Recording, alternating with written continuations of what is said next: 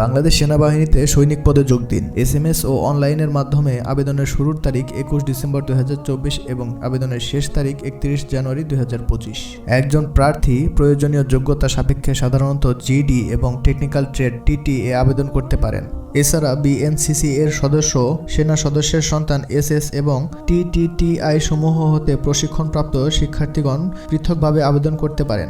সকল ক্ষেত্রে SMS ও অনলাইনের মাধ্যমে আবেদন করতে হবে। প্রতি আবেদনের অনুকূলে সর্বমোট 300 টাকা অর্থাৎ ভর্তি ফি বাবদ 200 টাকা এবং অনলাইন রেজিস্ট্রেশন ফি বাবদ 100 টাকা কর্তন করা হবে।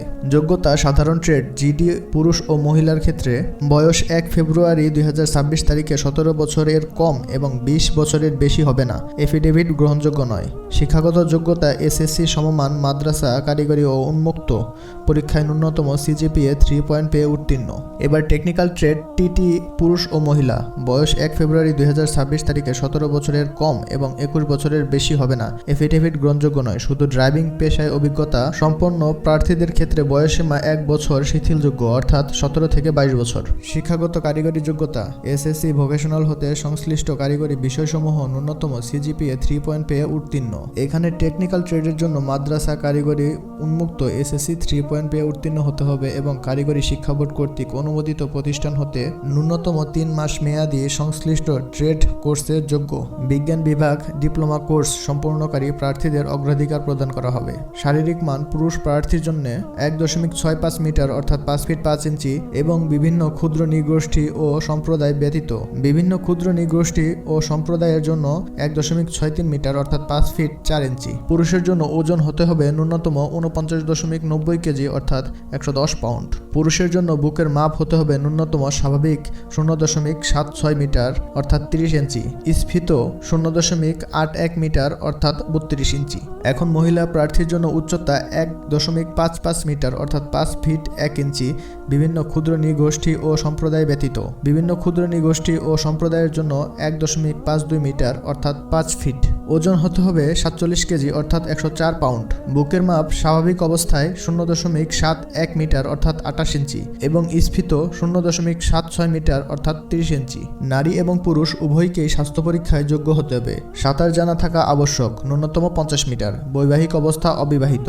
ভর্তির সময় নিম্নে বর্ণিত সনদপত্র, ছবি, লেখার সামগ্রী অবশ্যই সঙ্গে আনতে হবে। শিক্ষাগত যোগ্যতার মূল সনদপত্র অথবা মার্কশিট ফটোকপি হলে অবশ্যই সত্যায়িত হতে হবে, তবে পরবর্তীতে মূল সনদপত্র উপস্থাপন করতে হবে। সংশ্লিষ্ট শিক্ষা প্রতিষ্ঠানের প্রধান কর্তৃক দেয়া স্থায়ী ঠিকানা ও জন্ম তারিখ সম্বলিত মূল প্রশংসাপত্র এবং SSC পরীক্ষার প্রবেশপত্র। টেকনিক্যাল ট্রেড প্রার্থীদের ক্ষেত্রে সংশ্লিষ্ট টেকনিক্যাল ট্রেড কোর্সের যোগ্যতা অর্জনের সপক্ষে সনদপত্রের মূল কপি। ড্রাইভার ট্রেডের ক্ষেত্রে লাইসেন্স থাকলে এর কপি সহ।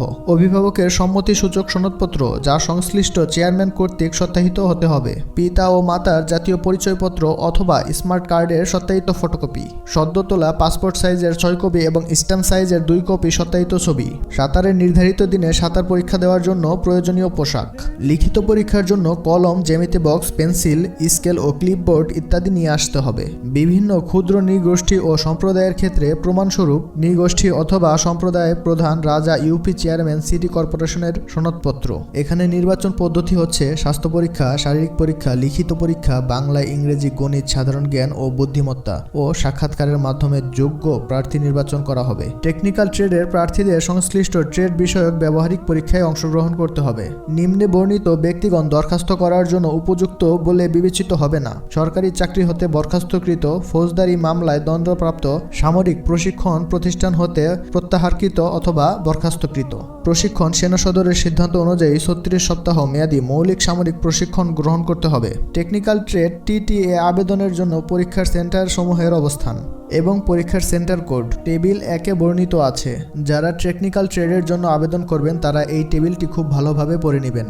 জেলা কোড অনুযায়ী লোক ভর্তি করা হবে, তবে BNCC, সেনা সন্তান, টেকনিক্যাল অ্যান্ড TTTI প্রার্থীদের ক্ষেত্রে জেলা কোড প্রযোজ্য হবে না।